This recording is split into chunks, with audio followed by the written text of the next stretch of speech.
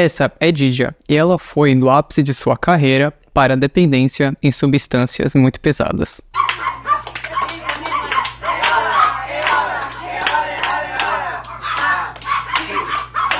Tua vida!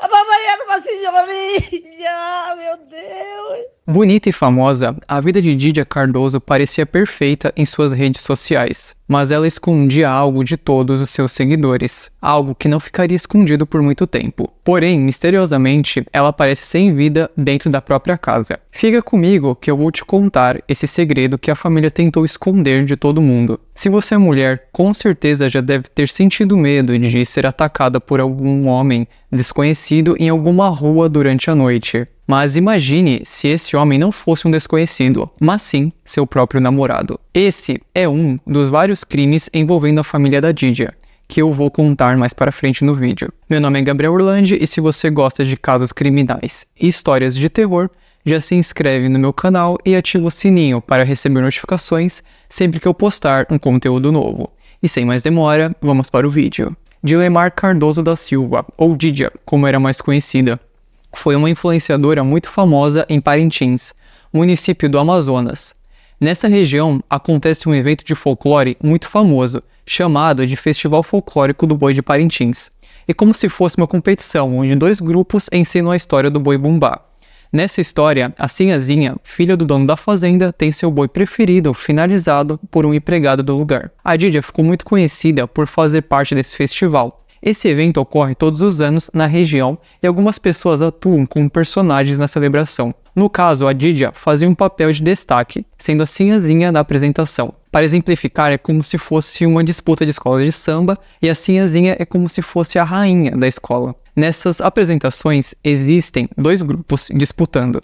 O grupo do boi azul, escuro, também chamado de caprichoso, e o grupo do boi branco, também chamado de boi garantido, sendo que o grupo do boi garantido é o mais popular e o que mais ganhou o festival. E é justamente nesse grupo que a Didia fazia sua apresentação como a personagem da Sinhazinha. A Sinhazinha é o papel de maior destaque do evento, até porque ela era uma das personagens que era julgadas pela banca de jurados. Eles avaliavam sua performance como Sinhazinha, sua beleza, leveza e carisma. E no final, esses jurados avaliavam todas as apresentações dos grupos e nomeavam um como campeão. Por isso tem tantas páginas de notícias falando que ela era a ex-Sinhazinha do Boi Garantido, porque ela fez esse personagem de 2016 a 2020, ajudando a ganhar várias vezes a competição. Porém, a vida de Didia começou a tomar um rumo inesperado. Na época, ela tinha um namorado chamado Bruno Roberto da Silva. Bruno era atleta de bodybuilder. Atualmente, ele tem 32 anos de idade. Ele cuidava da rotina de treinos da Didia e os dois já estavam juntos há cerca de 4 anos. Em 2021, a Didia foi chamada para participar de um reality show chamado A Bordo, exibido em uma emissora de TV local, chamada A Crítica. Esse programa é um concurso de beleza polêmico que confina as participantes em um barco em Manaus. Didia, na época, não se achava no padrão para entrar no reality, porque ela tinha sofrido um acidente de carro e estava inchada, e estava usando corticoides. Foi então que ela começou a todo custo tentar perder peso. Chegou a perder 15 quilos para entrar na competição. E talvez tenha sido aqui que a insatisfação com o seu corpo chegou a um patamar maior. Durante o programa, Bruno chegou a pedir ela em casamento, segundo relatos. Parecia que os dois realmente se amavam muito. Existia um grande carinho entre eles, mas isso eu vou abordar mais para frente. No final, a Didia acabou conquistando o título de Rainha do Peladão por ganhar o reality, além do prêmio de R$30 mil. Esse título de Rainha do Peladão é porque o reality nomeia a mulher mais bonita daquele ano para ser a musa do campeonato de futebol. Por isso o nome Peladão, que vem da pelada de jogo de futebol. Pelo que eu ouvi em relatos em algumas postagens no Instagram da Didia, essa vontade de entrar no concurso de beleza partia muito mais de sua mãe do que dela. E isso tem um motivo, só que eu vou contar quando eu começar a falar da mãe dela. Mas, quando as coisas pareciam perfeitas em sua vida, Bruno acabou terminando o relacionamento. Isso foi em 2023 e eles já estavam completando 7 anos juntos. Isso, somado à pressão por um corpo perfeito, talvez tenha sido a causa de uma forte depressão que ela desenvolveu. E é aqui que as coisas só pioram na vida de Didia, ainda mais quando ela começa o uso de substâncias ilícitas. E quem dava essas coisas eram a Cleusimar e o Ademar. Mas quem eram essas pessoas?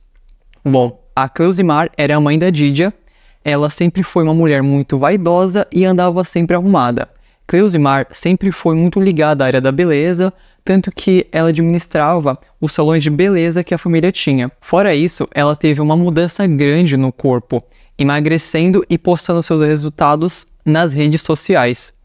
A Cleusimar buscou por muito tempo se destacar como modelo e até dançarina. Inclusive, em 1984, ela participou e ganhou o mesmo concurso que a Didia venceu em 2021, que no caso foi o Peladão a Bordo. Fora isso, em 97, ela se candidatou para ser a nova loira do Tchan, mas ela não conseguiu se classificar. E pelo que tudo indica, era mais uma vontade da mãe do que da Didia de participar desses concursos. Até porque a gente sabe o que essas meninas têm que se sujeitar para entrar nos padrões de beleza dessas premiações. Já o Ademar era o irmão da Didia. Ele morou um tempo na Europa até que decidiu voltar para o Brasil. Foi nessa mesma época que ele começou a treinar musculação e mudou completamente seu corpo. Inclusive, ele participou de campeonatos, chegando até a se destacar em um deles. Ele era também sócio no salão de beleza da família e influenciador digital igual sua irmã. Mas sua história era muito manchada por conta de seu envolvimento com o tráfico de entorpecentes e uma acusação de relação não consentida com sua ex-namorada. E as acusações não param por aí. Ele teria sido o fundador da suposta seita Pai, Mãe e Vida, que tinha muitos ensinamentos baseados no budismo e um livro chamado Cartas para Cristo. Existia todo um burburinho sobre o envolvimento desse livro com a seita. Porém, pelo que eu pesquisei, nada que era feito nesse culto que o Ademar criou era defendido no livro. Ele inclusive teria falado desse livro quando foi preso, logo após o falecimento da Didia. Enquanto os policiais estavam levando o Ademar preso, ele falava várias vezes o nome desse livro. E só para vocês saberem, ele e sua mãe estavam sob o efeito de ilícitos nesse momento. E pelo que as investigações apontam, os dois estavam se preparando para fugir quando os policiais chegaram. Aqui nós vamos entrar em uma parte muito polêmica da história, que no caso era a suposta seita que a família fazia parte. Quem teria criado a seita Pai, Mãe e Vida teria sido Ademar, porém sua mãe e a Didia também tinham papéis fundamentais nela. Ademar, dentro desse culto, seria Jesus Cristo, Cleusimar seria Maria e Didia seria Maria Madalena. O estranho para mim é que a mãe da Didia, Cleusimar, parecia ser muito responsável pelo que o seu sobrinho Paluan falava nos áudios vazados da família. Ela sempre cuidou muito bem dos filhos e da mãe, que morava no mesmo quintal. Porém, de uma hora para outra, ela mudou e passou a aceitar esse culto de uma forma muito extremista e sem medir consequências. Segundo os investigadores, nos cultos o uso de cannabis, cogumelos, brownies e muita ketamina era feito. E só para constar, esses brownies eles eram feitos com uma certa erva. Os funcionários do salão de beleza que eram envolvidos no culto diziam que o uso de alucinógenos era importante para conseguir se elevar espiritualmente. Eu acho importante explicar aqui que a ketamina não é apenas um anestésico de uso veterinário em cavalos e animais. Ela também é muito usada em alguns casos para tratar pacientes em condições específicas de saúde. E seu uso é sempre feito sob supervisão de um profissional porque é muito viciante. Ela foi muito usada nos anos 80 para uso recreativo e tratamento da depressão. Inclusive, essa foi a mesma substância por trás da overdose do autor da série de Friends, Matthew Perry. Por conta de tudo isso, a ketamina se tornou um medicamento de uso restrito, ou seja, só com receita é possível comprar. Mas você, assim como eu, deve estar se perguntando como eles conseguiram a ketamina sem ter a receita médica. É aqui que entra uma clínica veterinária que comprava legalmente a ketamina e vendia para a seita. Dessa forma, eles conseguiam a substância sem receita médica. Mas claro que isso tinha um custo extremamente alto. Nas investigações, 2 funcionárias do salão de beleza, que no caso eram a maquiadora e a gerente, foram acusadas. Elas foram apontadas como as principais suspeitas em fazer a ponte entre a clínica e a seita, Pai, Mãe e Vida. E essa investigação policial começou por causa das várias denúncias de vizinhos. Eles reclamavam das pessoas que usavam ilícitos na casa da Didia, que também fazia parte da seita. Fica na minha cabeça a hipótese dessa seita ser só uma fachada para captar pessoas e vender ketamina, porque ela era bem cara. Para um pouco para poder pensar quanto de dinheiro eles conseguiam no final do culto, porque para eles era necessário usar essa substância para gerar essa conexão espiritual. Ou seja, todos os membros usavam e precisavam dela. Com o passar do tempo, os policiais acabaram percebendo a importância do salão de beleza no esquema. Ele provavelmente era usado para lavar dinheiro que a família ganhava com a venda das substâncias. Com o desenrolar das investigações, eles também perceberam o envolvimento de mais alguns funcionários do salão. Em depoimento, alguns desses colaboradores falaram que eram obrigados a usar os ilícitos e participar da seita para não serem demitidos. Mas voltando um pouco para o caso da Didia, lembra que eu falei que a situação dela só piorava? Então, no dia 28 de maio desse ano, 2024, ela supostamente acabou tendo uma overdose e não resistiu. Didia faleceu com 32 anos, dentro da própria casa. Em alguns vídeos que a Didia postava no Instagram antes de tudo acontecer, ela parecia que estava muito fragilizada. Tinha até uma filmagem dela de aniversário comemorando com a família, mas ela tinha dificuldade até para apagar a vela do seu bolo. Tanto que uma das coisas que mais marcou os seus seguidores foi a mudança de cor de cabelo para ruivo e sua perda repentina de peso.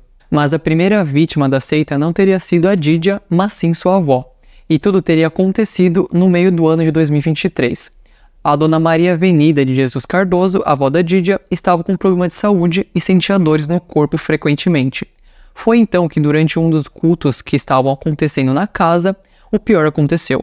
A Cleusimar teria usado substâncias entrando em contato com o senhor já falecido. Ele teria falado para ela aplicar anabolizantes da senhora. O Ademar, depois de ouvir essa mensagem que esse espírito teria dado para sua mãe, aplicou essa substância na sua avó. Mas, como ela era uma senhora de 83 anos, na hora ela teve uma arritmia cardíaca, disparando seu coração. E para piorar, eles supostamente teriam dado brownie com cannabis para ela.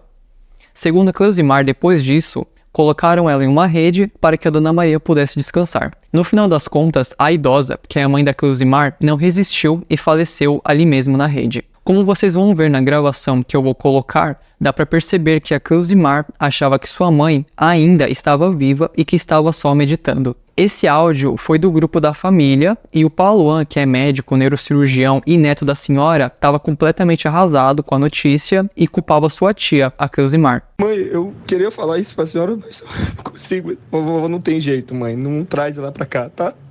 Ela já tá encefálica. Desculpa falar isso pra senhora assim, mas eu não sei como falar.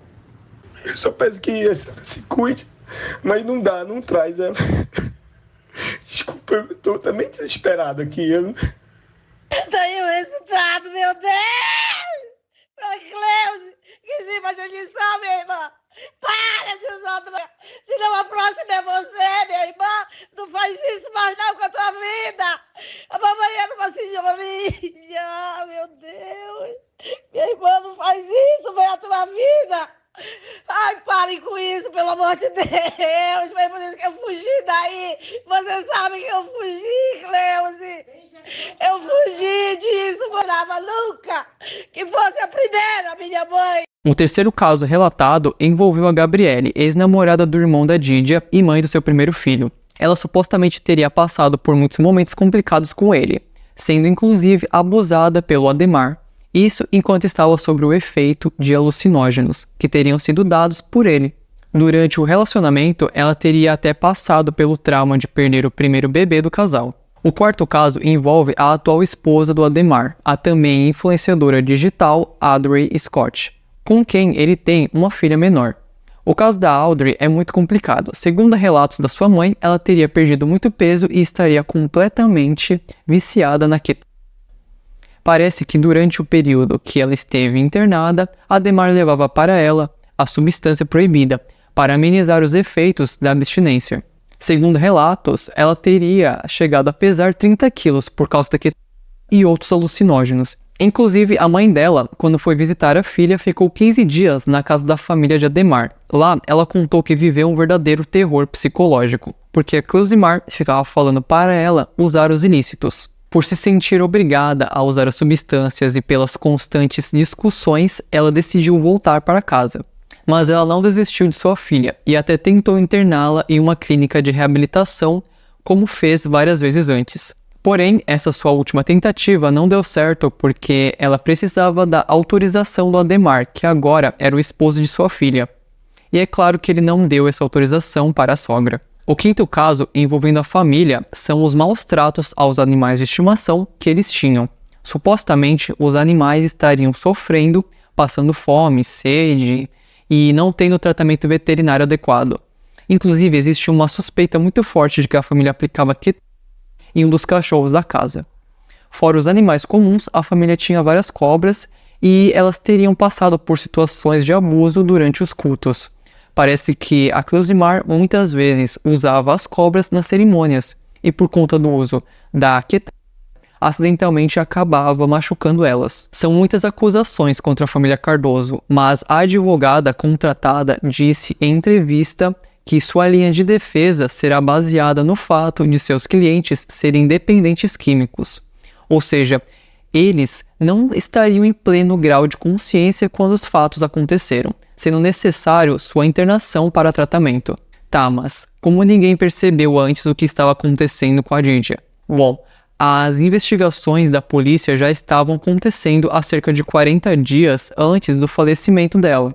Porém, os policiais não podiam intervir porque a Didia se recusava a sair da casa e negava que estava em cárcere privado. Já os outros familiares eram proibidos de ver a Didia e fazer qualquer coisa para tentar ajudar. E como ela era maior de idade e estava com sua família, não tinha muito o que eles pudessem fazer. Inclusive, durante o enterro, eles foram proibidos de participar da despedida. Só depois de algumas horas e uma certa pressão, eles conseguiram entrar. Existe uma série chamada O Culto da Mãe Deusa, que tem pontos muito semelhantes com esse caso. Existe todo um contexto também de alcançar um grau maior de espiritualidade e as pessoas ficando cada vez mais cegas e não percebendo que estão sendo manipuladas. Inclusive, a cabeça da seita é uma mulher que acreditava ser Deus. Eu achei a história dessa família muito pesada e é importante falar que não podemos confiar 100% nas pessoas, principalmente se você é uma mulher. Como no caso, supostamente Ademar teria feito coisas horríveis com a sua namorada e ela nem tinha forças para se defender ou parar, por causa dos alucinógenos. Fora isso, para continuar no relacionamento, ela teve que entrar nessa seita e usar essa substância. Caso contrário, sua sogra não aceitaria ela. Fica a lição, não se submeta a esse tipo de coisa, homem nenhum vale a sua integridade mental e física. Bom, esse foi o vídeo de hoje. Se gostou, já se inscreve no canal para receber mais conteúdo bizarro e assustador.